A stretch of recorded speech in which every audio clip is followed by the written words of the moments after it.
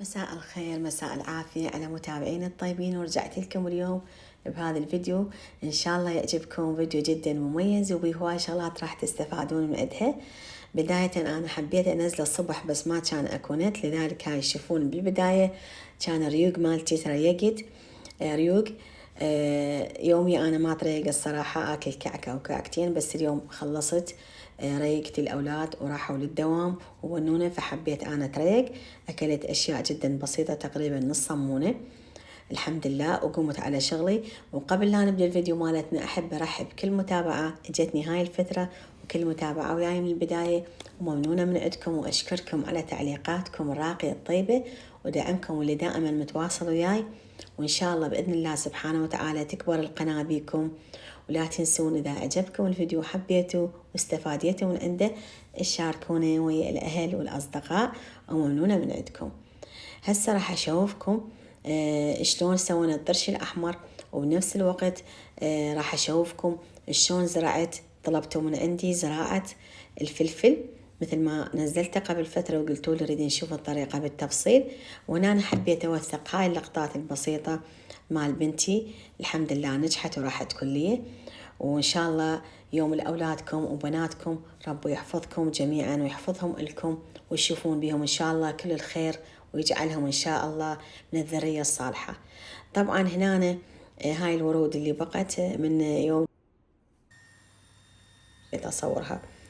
هنا مثل ما تشوفون راح أطلع أغسل فراش، أبدي روتين وياكم. وحبيت أصور لكم هاي اللقطات البسيطة من الورود هاي، وراح أنزلكم فيديو على مود تستفادون من عنده شلون تجذرون من هاي الورود إن شاء الله بإذن الله. الورد الداودي نسميه إحنا بالعراق، إلى عدة أسماء. هسه هنا أنا بداية عندي هاي الدوسات، دائما تعرفون أنتم الدوسات مالت العتب مالت البيبان دائما هاي أكثر شيء يعني يتلعوسون، فحبيت أغسلهن. مو هواي يعني متلعوسين بس أنا حبيت أغسلهن. وبنفس الوقت لأن الجو بعد ما كان كلش بارد، يعني هسه بداية بعدنا احنا بداية الشتاء على أبواب، الجو حلو، فحبيت أغسلهم. وعندي هم فرشة موكيت هم حبيت أغسله وياكم. هذه النوعية طبعا خفيفة جدا ومريحة، يعني أثناء الغسل وتشيلونه وتقدرون تشرونه بأي مكان لأن جدا خفيف. تستفادون من هاي النوعيات، يعني أنا أحبهم لأن خفيفات، الشيلة مالتهم سهلة والغسل مالتهم سهل.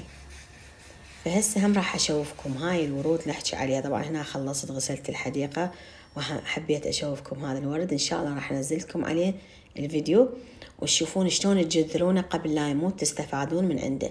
لأن كثير من البنات سألوني مرة العام من نزلت هذا الورد قالوا يموت بسرعة عندنا. شوفوا هاي ثاني يوم طبعا هنا أنا فرشتها بالمطبخ.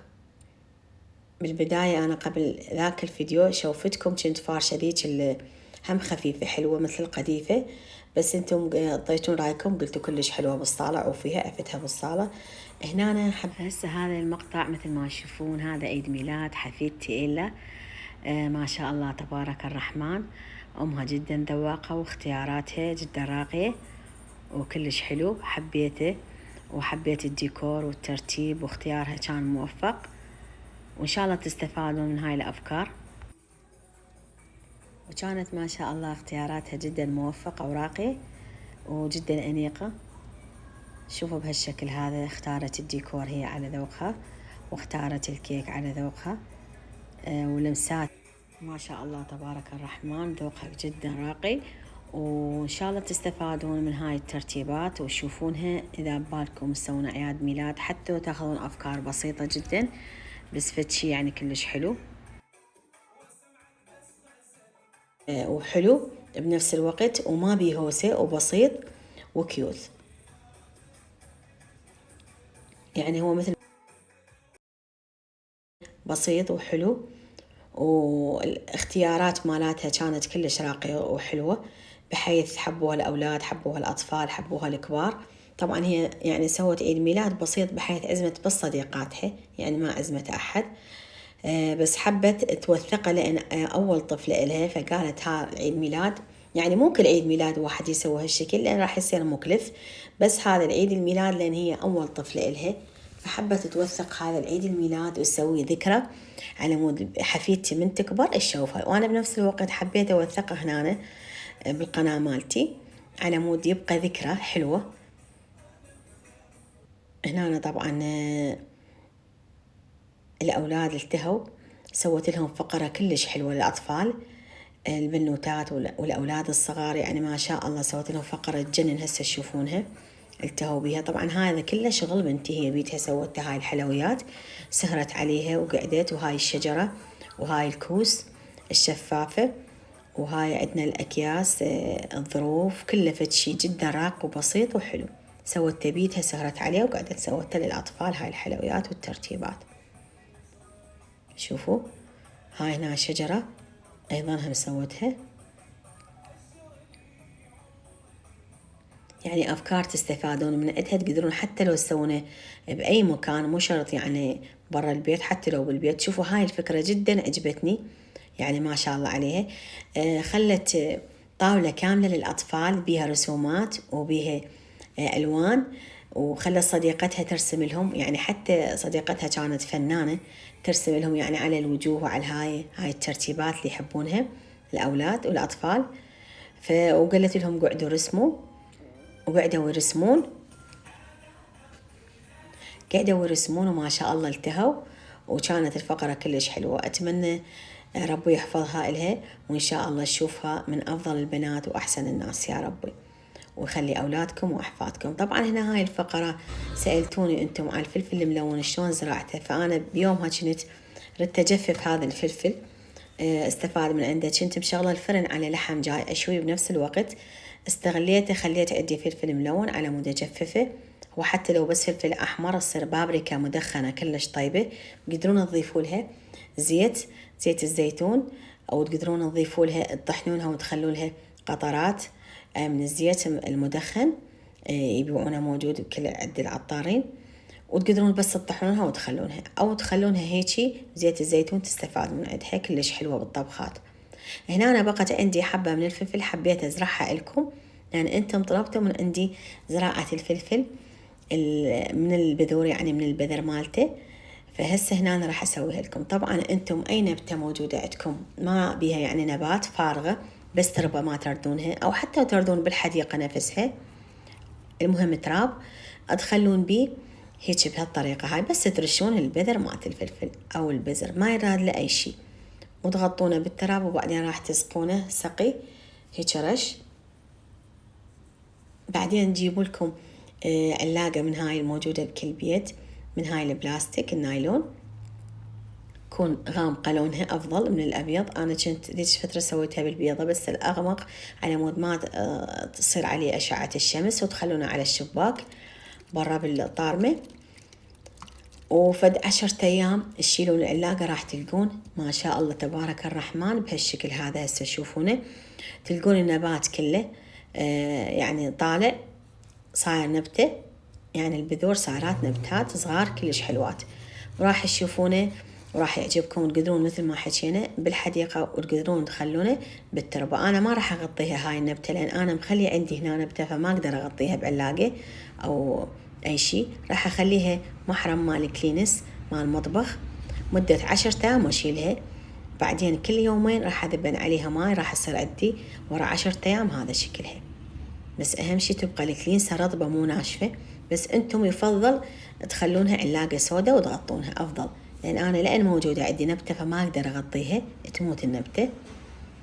فاستغليت هاي المكان وسويت بيه هذا مثل ما شفتوا. طبعا هاي اللي نزلتها لكم ذاك الفيديو هم حبيت أشوفها لكم، هاي عندي الثانية يعني، وبنفس الوقت مخلية هنا مات المجذرة هاي أريد أشوفها يصير لو ما يصير.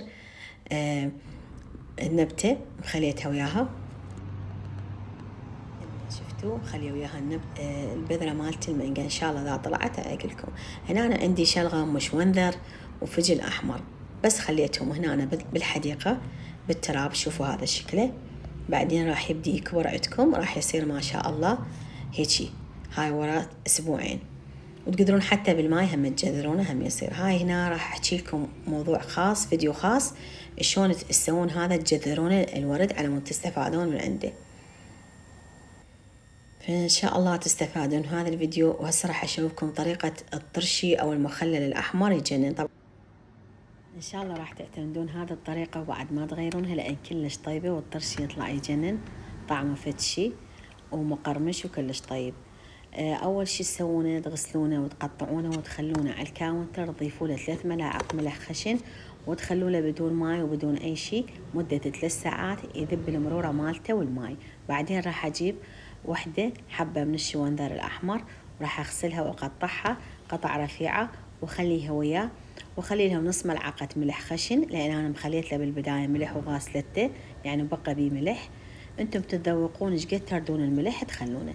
فخليت هنا أنا نص ملعقة ملح خشن، وخليت نص بوطل خل، نص علبة أو كوبين خل وكوبين ماي، بس الماي خليته ساخن. من بعد ما أشوفه يدفى كلش يلا أغطيه وكبسه أخليه مدة 10 أيام أو أسبوع. ورا أسبوع راح يكون عندكم جاهز، والطعم يعني ما ينوصف ما شاء الله تبارك الرحمن. أنا متأكدة إذا سويتوا هاي الطريقة راح تنعجبون بها، مثل الطريقة اللي سويتها مالت الطرشي مال الخيار. كلش بنات حبوها ودائما يقولوا لي خالة عاش تيجي، وجربناه وسويناه وطلع طعمه يجنن. فإن شاء الله هاي الطريقة مالت الطرشي الأحمر أنا طبعا هم منزلة طريقة، وهاي الطريقة بعد أطيب وأحسن وأسهل. مجرد أسبوع واحد راح يطلع عندكم الطرشي يجنن. قدرون تسوون كميات كبيرة، يعني مثل بدل ما تسوون كيلو أو كيلوين قدرون تسوون 5 كيلوات 10 كيلوات. المهم كل كوب خل إلى ملعقة ملح خشن، كوب خل إلى ملعقة ملح خشن أو ملح ناعم، بس أنا أسوي بالملح الخشن. فراح يصير عندي بهالشكل هذا وهالطعم هذا ما شاء الله تبارك الرحمن، مقرمش وجدا طيب، يعني يبقى عندكم بالثلاجة أشهر ما عليه شيء. أترككم في رعاية الرحمن، خالتكم بنونة وأختكم. أتمنى ما تنسونا بلايك ومشاركة الفيديو. مع ألف سلامة.